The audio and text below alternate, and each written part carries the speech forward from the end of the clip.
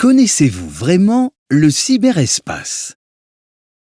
Le cyberespace est un monde fabuleux d'informations et de communication auquel on accède grâce à Internet. Il a 3 caractéristiques spécifiques. D'abord, l'espace. Il n'existe pas de notion de distance car nous sommes tous à un clic les uns des autres. De plus, nous sommes dotés du don d'ubiquité. On peut faire une recherche sur Google, en consultant ses mails et en discutant sur Facebook. Ensuite, le temps. Tout ce qui s'y passe est stocké et mémorisé. Ainsi, on pourra toujours retrouver une photo postée à l'âge de 15 ans. Enfin, l'individu. Nous pouvons être tantôt nous-mêmes, lorsque nous sommes identifiés avec notre propre identité, tantôt d'autres personnages. Dans le cyberespace, nous existons sous forme d'identifiants, de mots de passe, de données bancaires ou d'avatars. Mais attention, il est également truffé de dangers, car des personnes malveillantes peuvent s'introduire dans notre espace. Une information banale comme notre adresse mail ou notre date de naissance suscite la convoitise, car ces données peuvent servir pour créer de faux profils bancaires ou bien usurper une identité.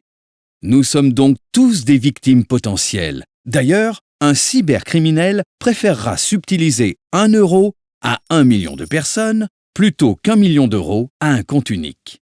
Les moyens des attaquants sont multiples. Ils peuvent par exemple lancer un logiciel téléchargeable gratuitement qui va chercher automatiquement les mots de passe des réseaux Wi-Fi alentour.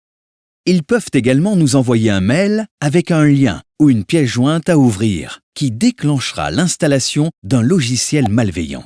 Ils auront alors accès à toutes nos informations, messageries, photos, films et peuvent même prendre la main sur notre webcam, idéal pour nous faire chanter. Les attaquants peuvent également se servir de nos ordinateurs pour attaquer une cible plus importante, par exemple une entreprise, et ainsi camoufler leurs traces. Pour cela, ils envoient par exemple des liens frauduleux pour installer des logiciels malveillants sur nos ordinateurs, sans même que l'on s'en rende compte. Ils peuvent ainsi s'introduire d'une machine infectée à l'autre, jusqu'à atteindre leur cible.